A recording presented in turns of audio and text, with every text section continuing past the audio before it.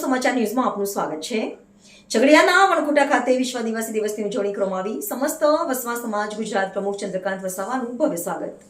આદિવાસી પહેરવેશ અને આદિવાસી વાજિંત્રના નાચગાન સહિત સાંસ્કૃતિક કાર્યક્રમ યોજાયો। ભરૂચ જિલ્લાના ઝઘડિયા તાલુકાના વણકુટા ખાતે સંયુક્ત રાષ્ટ્રસંઘ દ્વારા ઘોષિત 9મી ઓગસ્ટ વિશ્વ આદિવાસી દિવસના ભાગરૂપે આજરોજ 6 ઓગસ્ટે વિશ્વ આદિવાસી દિવસની ઉજવણી કરવામાં આવી હતી, જેમાં મુખ્ય અતિથિ તરીકે સમસ્ત વસાવા સમાજ ગુજરાતના પ્રમુખ ચંદ્રકાંત વસાવા પધાર્યા હતા।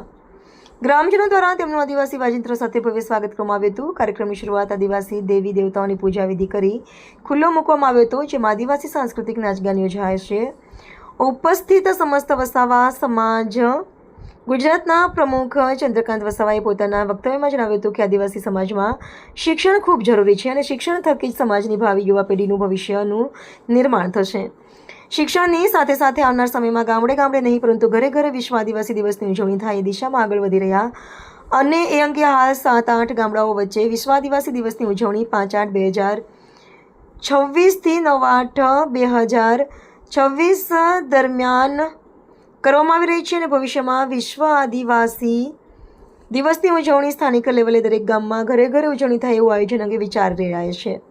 રિપોર્ટર શશિકાંત વસાવા, શિનોર સમાચાર ન્યૂઝ, ઝઘડિયા। જય આદિવાસી, જય જોહાર।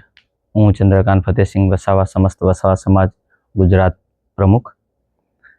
અત્યારે વિશ્વ આદિવાસી દિવસ 9 ઓગસ્ટ નિમિત્તે અમારા વિસ્તારમાં છેલ્લા 10-15 દિવસથી ઘણી મિટિંગો થઈ અને આજુબાજુના અમારા 40 ગામના લોકો ભેગા થઈ અને નિર્ણય એવો લેવાયો કે આપણે 9 ઓગસ્ટ વિશ્વ આદિવાસી દિવસ ગામડે અને ઘરે ઘરે ઉજવાય એના માટે પ્રયત્નો કરીએ। એના માટે અમે અલગ અલગ 8 ટીમો બનાવી, જેમાં 5 તારીખથી લઈ અને 9 તારીખ સુધીના તમામ પ્રોગ્રામો અમે સેટ કર્યા। એમાં પહેલા દિવસનો પ્રોગ્રામ ઝરિયા ગામે રહ્યો અને ઝરિયા ગામનો પ્રોગ્રામ ઘણો સારો રહ્યો, જેમાં 7-8 ગામોએ ભાગ લીધો, 1200 જેટલામાં લોકો ભેગા થયા।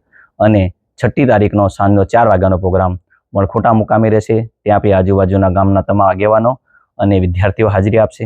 ત્યારબાદ 7 તારીખનો પ્રોગ્રામ અમારો કાંટોલની નજીક બિલવાડા ગામે રહેશે।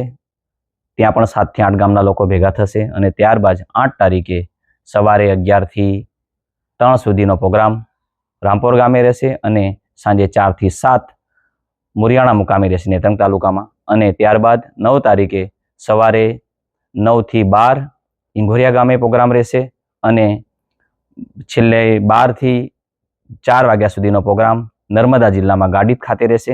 ત્યારબાદ સાંજે 4 વાગ્યાથી સાંજે 8 વાગ્યા સુધી બલેશ્વર પવન ક્રિકેટ ગ્રાઉન્ડ પર સમસ્ત વસાવા સમાજ વતી 9 ઓગસ્ટનો પ્રોગ્રામ ઉજવાશે। મેન ધ્યેય એ છે કે 9 ઓગસ્ટના વિશ્વ આદિવાસી દિવસે અમારા તમામ આગેવાનો અને યુવા મિત્રોનો સૌથી વધારે જેના પર ફોકસ છે અમારું શિક્ષણ, કુરિવાજો અને અમારા સમાજમાં શિક્ષણ વધે અને કુરિવાજો દૂર થાય, લોકોમાં સંગઠન વધે અને બધા સાથે મળી આવનાર સમયમાં ગામડે ગામડે નહીં, સિટીએ નહીં, ઘરે ઘરે વિશ્વ આદિવાસી દિવસની ઉજવણી થાય અને સમાજમાં લોક જાગૃતિ વધે એ ધ્યેયથી આવા પ્રયત્નો કરવામાં આવેલા છે।